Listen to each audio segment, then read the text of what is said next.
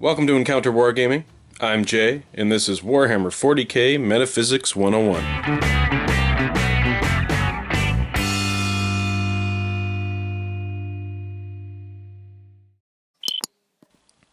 I realize it's been a while since I did one of these metaphysics videos, but if you're a regular watcher and subscriber, you surely have seen all the other awesome stuff we've been up to in the meantime. For all of you fluffernutters, I've been doing a whole different fluff series where we've been going chronologically through the history of the 40k galaxy. So if you haven't been following along with that, what's wrong with you? Get on it! There's a playlist on our channel if you're interested.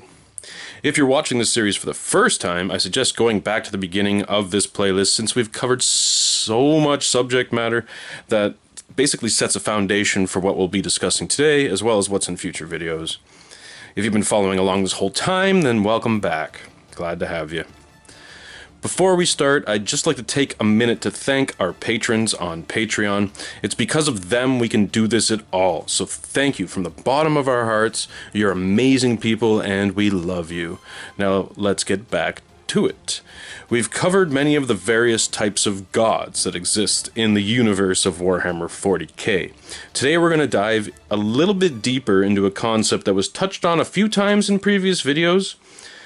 This is the concept of shards. What is a shard?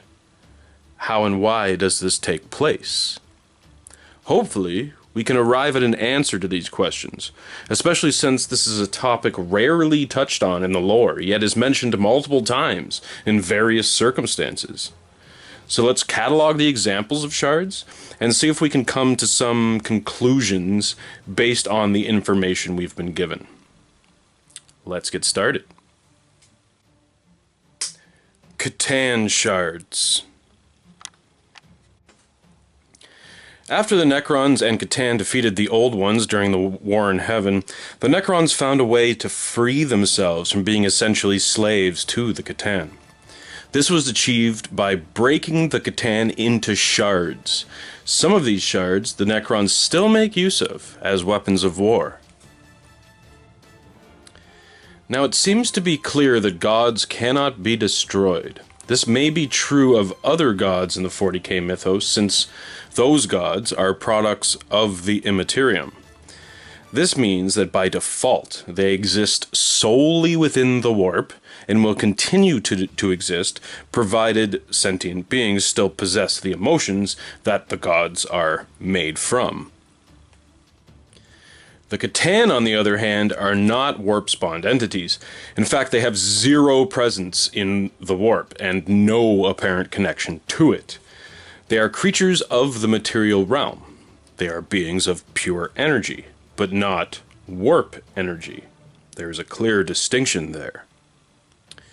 So, when we discuss the Eldari god Cain, who is a being of the warp, being broken into shards, it makes me wonder why the Catan would obey the same metaphysical laws as a true god, such as Cain.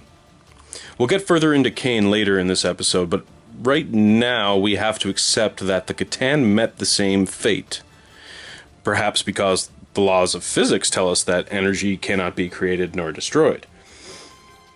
Since they are beings of pure energy, material or immaterial, this is the only explanation I can possibly come up with.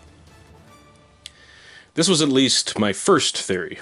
Upon further research, it would appear that the Catan are immortal because they're made from the fabric of reality itself.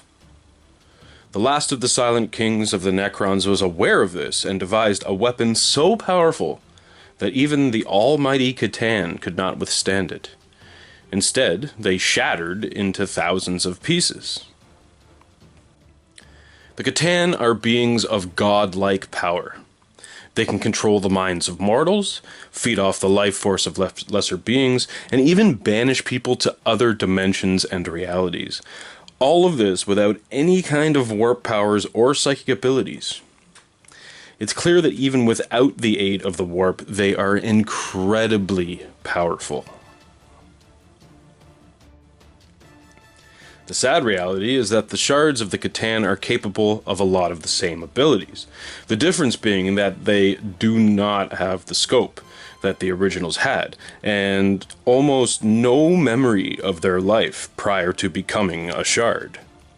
Some have glimpses of their previous life, but most do not. Each shard received but a piece of the original Catan's personality, as well as their powers, which makes them extremely powerful and unpredictable. The Necrons only make use of them in the most desperate of circumstances. When they're not being released on the Dynasty's enemies, they're kept imprisoned in devices called Tesseract Vaults. I haven't found any information about how these devices work, or how they can imprison a being as powerful as a Catan shard. If any of you out there know where I could find some more info on Tesseract Vaults, please link it in the comments below. I would love some more information on the workings of these mysterious machines. But for now, we'll just accept that these devices are the only thing that seems to be able to contain a Catan shard. Try and say that 5 times fast. So in conclusion, we can accept that since the Catan are made of pure energy, more succinctly, the energy of reality itself, they cannot be destroyed. And so we're simply shattered in order to separate them into containable and controllable pieces. But this is not the only instance where we see in 40k of gods being shattered into shards, so let's look at the next example. Cain the Bloody-Handed. This is the oldest lore regarding shards as far as actual dates of the publications are concerned, since I remember myself reading about the avatars when I was a kid in the 90s, and the Necrons were not even a flushed out race yet. They were only hinted at in the Gorka Morka fluff. But anyway, Cain is our best example of a god shard, since he's an actual god of the warp, unlike the Catan, which are gods of reality. We've covered Cain briefly in our earlier look at the gods of the Eldari in this series specifically, so I'll try not to repeat much of that video, but if you want to watch that video, I'll throw a link even at the top of the screen there for you. For today, we're going to start the story off with the birth of the Chaos God Slaanesh. Long story short, when Slaanesh was born, she absorbed millions of Eldari souls. Not only that, but he was also able to defeat the majority of the Eldari gods, and in doing so absorbed their essence and power, basically wiping them completely from existence. When Slaanesh finally approached Cain, the god of war was not going to go down without a fight. I mean, he's the bloody-handed god of war. Not about to take it up the ass from a hermaphrodite hedonist, and so an epic battle between the two deities ensued. Cain fought well against the Lord of Pleasure, but sadly Slaanesh was able to overpower him.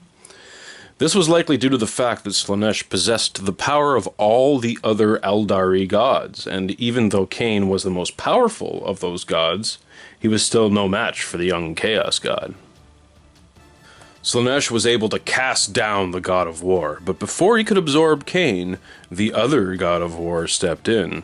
Khorne, the blood god of the Chaos Pantheon, claimed that Cain belonged to him, not Slaanesh.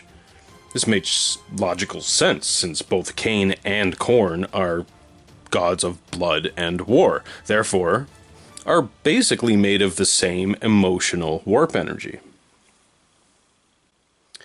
Strangely, Khorne was not successful in absorbing the Eldari war god.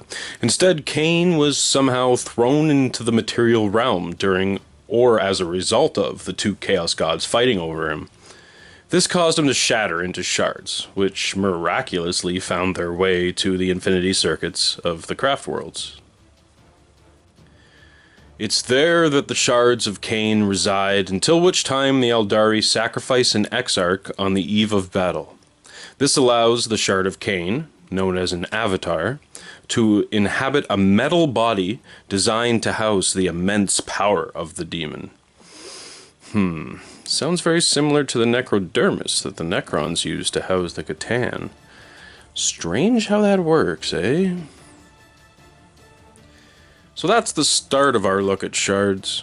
There's one more type of shard I'd like to cover, but there just wasn't enough time in this video. The concept I'm referring to is soul shards, as opposed to God shards. The only major example that I could find on soul shards was that of the Thousand Sons Primarch Magnus the Red. Unlike the previously mentioned examples, there's actually a huge amount of fluff surrounding the shards of Magnus, so we'll have to give the Cyclops his own video. So that's it for today's installment. I hope you're enjoying listening to this series as much as I've enjoyed compiling it. It's been a lot of fun. If you like this video, please hit the like button, and make sure to hit subscribe so you don't miss out on future content. Also, make sure, guys, to just give a little scroll through the description below and consider supporting our content.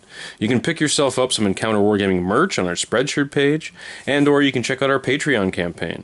Every little bit helps, and as much as we do this for the love of the hobby, it, of course, costs money, and we want to provide quality content for y'all. So make sure to check those out before you peace out on this video. Other than that, make sure you share this with your friends, guys. Anyone else you know who's a fluff geek as well as a metaphysics geek wants to hear this, make sure to share it with them, and we'll see you at our next encounter.